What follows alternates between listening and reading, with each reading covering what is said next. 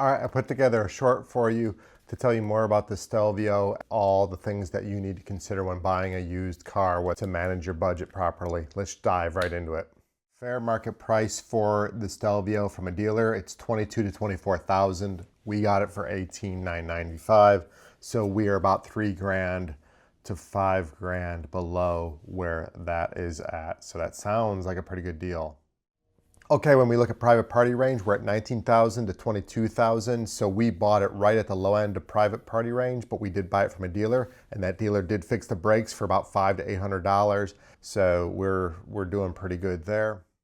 And then if we had traded it in, we would have gotten somewhere between 15 and 18,000. So that's what the dealer paid for it.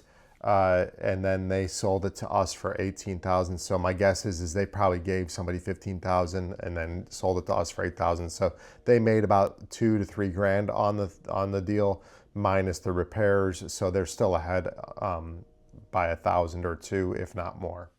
Now let's look at the additional costs that you need to budget when you're buying a car, whether it's used, new, out of state, in state. We paid $18,995 for ours. There was a temp tag, but that got refunded because we were shipping it home. And then their dock fee was of $299.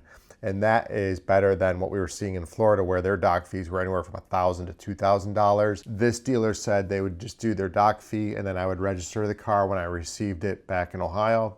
And I said, that's fine. To ship it to Ohio is $875. That can run anywhere from 1 to 2 grand or less than $875. Just depends on the geography of where you're at. So that's a reasonable price. And then once we went to registered, or I went to get the title, switched from Nebraska to Ohio, that's when I paid my sales tax of $1,282.16, and then a few state fees for the title transfer adds on about $1,300 to that. We did have to have an odometer inspection for $5, and then the temp tag that I needed to get in Ohio so I could drive it around before I get it registered for $20. If I could have registered that on day one, I could have avoided that $20. So there you have the overall pricing. Okay, so there you have it. Seems like we got a pretty good deal. The dealer still was making 1 or 2 grand. We're at the low end if we would have bought it private party. Now watch future videos though, because we have to throw some money back into the car because it was not described exactly in the condition that we got it, and we'll talk more about that in the future video.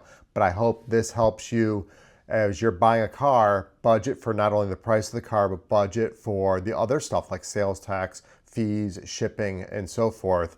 And if you have to dial your budget back, do that, right? Go at 15,000, say, you know, I'm gonna dial that back and save a few extra hundreds or thousands of dollars also in your pocket to do any immediate repairs or enhancements that you wanna do. All right, hope that helped.